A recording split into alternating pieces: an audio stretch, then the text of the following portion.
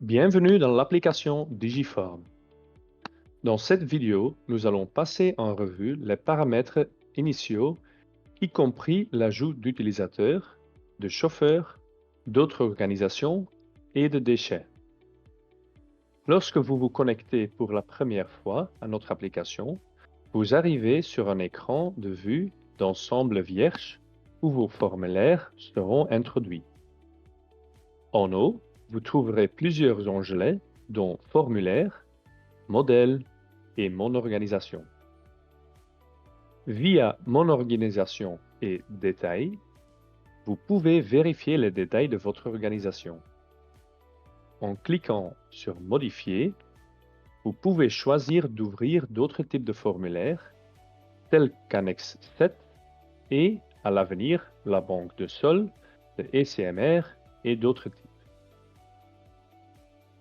L'onglet Utilisateurs vous donne un aperçu des utilisateurs et ou des chauffeurs liés à votre organisation.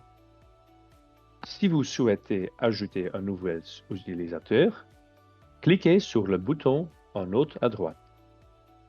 Après avoir rempli l'adresse e-mail, le nom et le prénom, vous pouvez choisir les droits de cet utilisateur.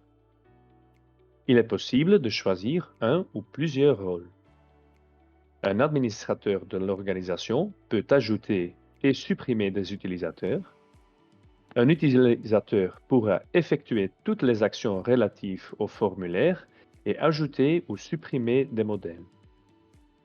Un chauffeur pourra voir les formulaires partagés, les modifier et commencer ou terminer un transport. En cliquant sur le bouton d'invitation, un courriel est envoyé à l'adresse électronique indiquée et l'utilisateur peut créer un compte avec le mot de passe de son choix. Ce compte est ensuite automatiquement lié à votre organisation. Nous recommandons qu'un utilisateur qui effectuera également des transports en tant que chauffeur se donne les droits d'utilisateur et de chauffeur. Par exemple, pour un petit indépendant. Via modèle et organisation, vous pouvez ajouter les différentes organisations que vous utiliserez régulièrement sur vos formulaires. En sauvegardant ces informations, vous ne devez pas les introduire manuellement à chaque fois que vous créez des formulaires. Il vous suffit de cliquer sur le bouton en haut à droite et de compléter les informations requises.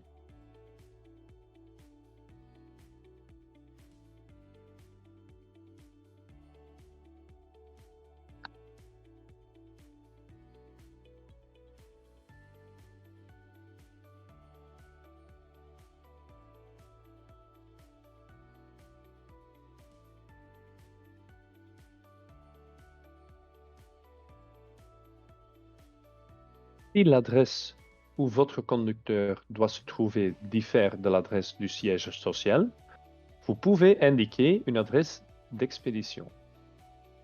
Choisissez ensuite un numéro d'identification. Dans cet exemple, nous avons choisi le numéro de la succursale. Mais d'autres options sont disponibles, comme vous pouvez le voir. Il est également possible de l'introduire plusieurs numéros d'identification. Enfin, nous cliquons sur Créer. Vous constaterez que la liste contient des informations supplémentaires qui peuvent être utilisées par d'autres types de formulaires. Ces informations ne sont pas obligatoires. Une nouvelle organisation a été ajoutée. Vous verrez un résumé de l'organisation nouvellement créée et elle apparaîtra également dans la liste de toutes les organisations créées. Dans Modèle et Chauffeur, vous verrez les utilisateurs dont les droits sont chauffeurs. Si vous souhaitez ajouter un chauffeur qui ne souhaite pas utiliser de compte dans l'application, vous pouvez l'ajouter ici. Si vous souhaitez modifier un chauffeur qui dispose d'un compte, vous devez le faire via Mon organisation et Mes utilisateurs.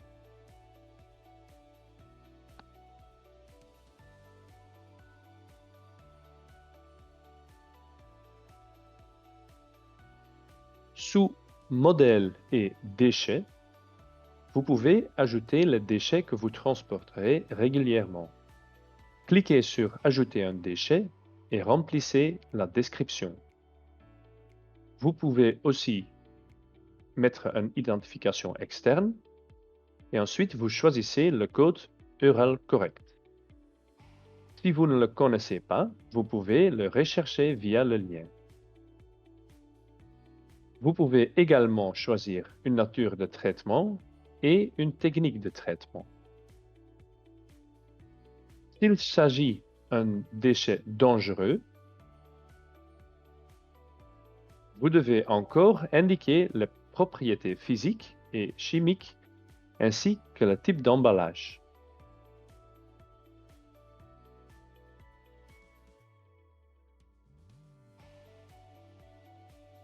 Enfin, vous pouvez modifier votre profil en cliquant sur votre nom dans le coin supérieur droit.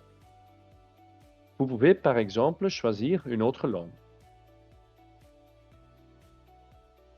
Tous les réglages initiaux ayant été effectués, vous pouvez maintenant commencer à créer votre premier formulaire.